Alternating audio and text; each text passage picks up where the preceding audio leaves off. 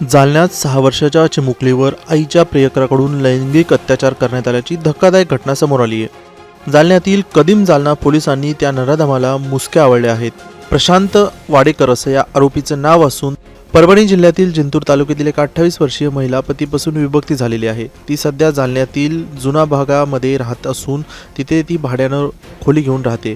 तिला पहिल्या पतीपासून 3 मुली व 1 मुलगा झालेला असून त्यापैकी 1 मुलगा व 1 मुलगी पतीकडे जिंतूर येथे राहतात, तर एक 6 वर्षाची आणि दुसरी 4 वर्षाची मुलगी त्या महिलेकडे राहत असे।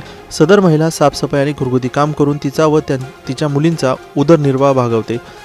2 वर्षापूर्वी तिची एका हॉटेलमध्ये मॅनेजर म्हणून काम करणाऱ्या प्रशांत प्रकाश वाडेकर याच्याशी ओळख झाली होती। तेव्हापासून ती महिला आणि वाडेकर हे दोघं 2 वर्षापासून किरायाच्या खोलीमध्ये एकत्रच लिव्ह इन रिलेशनशिपमध्ये राहत होते।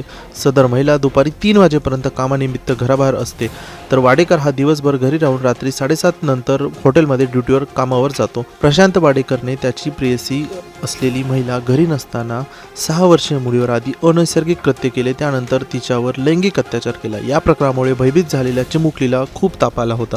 मोठ्या प्रमाणात उलट्याही होत होत्या। वाडेकर ड्युटीवर गेल्यानंतर त्या मुलीनं तिच्यासोबत घडलेला सर्व प्रकार आपल्या आईला सांगितला।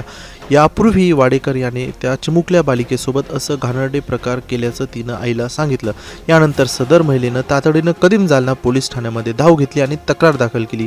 यावेळी कदीम जालना पोलिसांनी तातडीने आरोपी प्रशांत प्रकाश वाडेकर याला ताब्यात घेऊन गुन्हा पिंक मोबाईल पथकाकडे वर्ग करण्यात आला आहे। दरम्यान जालना शहरात घडलेल्या धक्कादायक घटनेनं एकच खळबळ उडाली आहे। ब्युरो रिपोर्ट, मुंबई तक।